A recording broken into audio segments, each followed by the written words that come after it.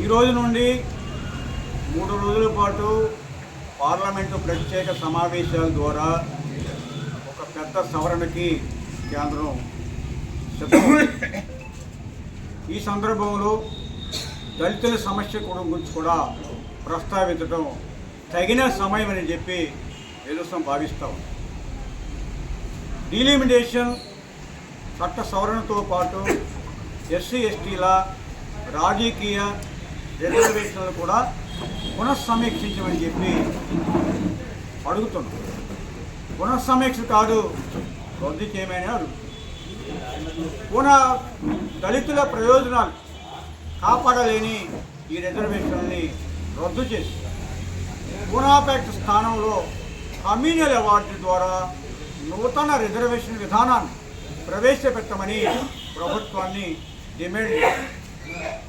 ఈ పూనాపాక్ట్ ద్వారా ఇప్పటి వరకు మా తరఫున ఎన్నిక కాబడినటువంటి ప్రజాప్రతినిధులందరూ 7.5 దశాబ్దాల కాలంలో దళితుల కోసం నిలబడినటువంటి సందర్భం లేదు. దళితుల హక్కులు కాలరాయబడ్డా, చట్టం నిర్వీర్యమైన, మా మీద దాడులు పెరిగినా, మా ప్రార్థనా స్థలాలు కూల్చివేసినా ఒక్క దళిత ఎంపీ, ఒక్క దళిత ఎమ్మెల్యే కూడా నిలదీసినటువంటి సందర్భం లేని పరిస్థితి. ఎందుకు అంటే వాడు మళ్ళీ తిరిగి గెలవాలి అంటే జనరల్ ఓట్ల మీద ఆధారపడి గెలవాలి ఈ పూనాపాక్ట్ సిస్టమ్ వల్ల. అందుకని వాళ్ళ దళితుల ప్రయోజనం కోసం నోరు విప్పలాగా దౌర్భాగ్య పరిస్థితిలో ఉన్నారు. ఈ రిజర్వేషన్ విధానం ఫెయిల్ అయిందని చెప్పి మేము ప్రకటిస్తాం. ఇవాళ మేము చెప్పడంటారు. ముందు ఊహించినటువంటి విజనరీ బాబాసాహెబ్ అంబేద్కర్ గారే చెప్పారు. కానీ ఆ రోజు మహాత్మా గాంధీ గారు దళితులకి వ్యతిరేకంగా నిరాహార దీక్ష చేసి మరి మా మీద ఈ పూనాపాక్ట్ ఒప్పందాన్ని రుద్దారు. దాని ఫలితమే ఈ ఫెయిల్యూర్ రిజర్వేషన్స్ అని నేను ప్రకటించదలుచుకున్నాను.